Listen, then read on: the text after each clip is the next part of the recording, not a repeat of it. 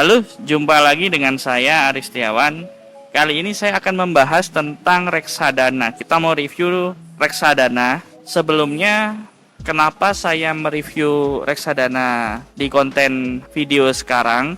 Karena kita sekarang ini berada yang dimana kondisi perekonomian ini sudah mulai membaik, namun ada beberapa guncangan seperti yang saat video ini dibuat.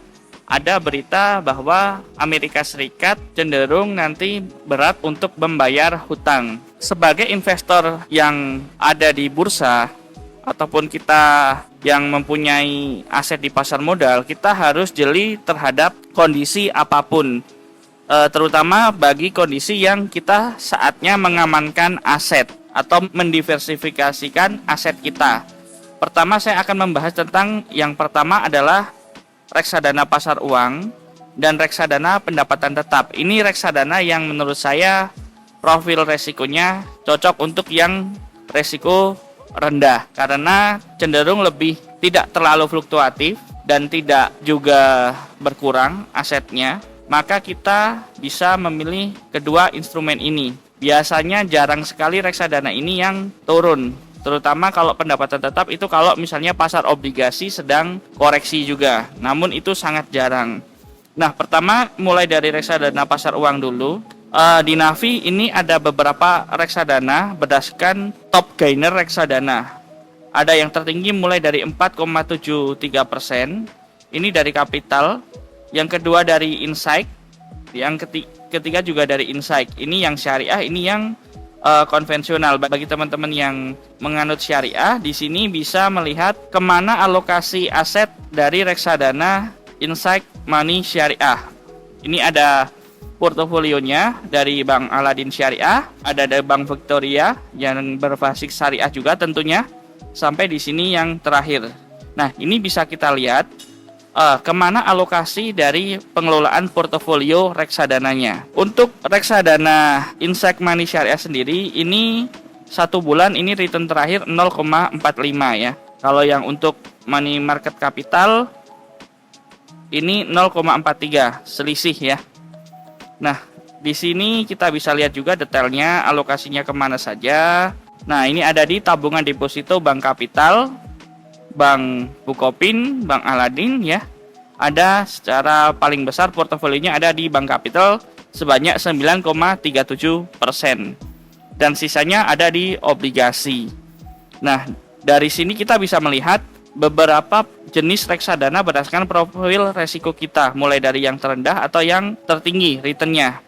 Lalu kita beralih ke reksadana pasar tetap. Di sini ada beberapa reksadana mulai dari Sailendra paling besar returnnya untuk sekarang, dan Star, MNC juga, dan yang kemarin mempunyai peringkat terakhir ada di IHATS. Ini kemarin performanya paling bagus, paling tinggi berdasarkan top gainer. Sekarang agak turun ya. Di sini kita bisa melihat juga dari mulai Sailendra yang pendapatan premium untuk 1 bulan ini 0,67% ya. Kalau yang masih yang secara bulanan ini di IHATS masih di area 0,7% dalam 1 bulan terakhir. Masih lumayan cukup besar di IHATS.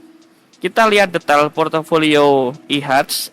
Di sini ada muncul beberapa alokasi portofolio reksadananya, ada di obligasi Elsa, Hutama Karya, Oki, Pulp and Paper ya, lalu PP, lalu juga ada Indah Kiat juga. Ini portofolio terbesarnya, alokasinya di sini. Lalu kita lihat juga performanya dari periode sebelumnya, ini cenderung juga naik ya, walaupun ada sedikit turun. Ini di tahun 2013. Saat itu bursa juga sedang mengalami turun ya. Jadi kalau biasanya ada sesuatu hal yang membuat perekonomian itu tidak stabil, biasanya pasar obligasi juga ikut turun. Oke, lalu kita kembali ke reksadana lain. Ada di reksadana Star juga. Ini return 1 bulan ini luar biasa, ini 0,79%. Kalau secara 1 tahun di 7,75. Ini track record yang kemarin ya. Ini bisa naik, bisa turun, tergantung juga. Lalu kita lihat fun fact sheet-nya, ada di portofolio terbesar Ada di tabungan deposito Bank Bukopin, lalu obligasi juga sisanya ya, ada di Sinarmas, di MDKA ini Merdeka Cooper ya. Nah, dan lain-lain ini bisa kita pelajari sendiri. Kalau secara grafik di sini naik turun. Beda seperti tadi IHATS itu cenderung naik, kalau ini bisa up and down, terlalu fluktuatif. Jadi kesimpulannya, bagi teman-teman di sini yang merasa profil resikonya tidak terlalu besar, sebaiknya cari reksadana yang dimana returnnya stabil, tidak naik turun, dan keuntungannya bisa kalaupun mau withdraw itu dapat NAV yang di atas harga kita beli kalau bisa.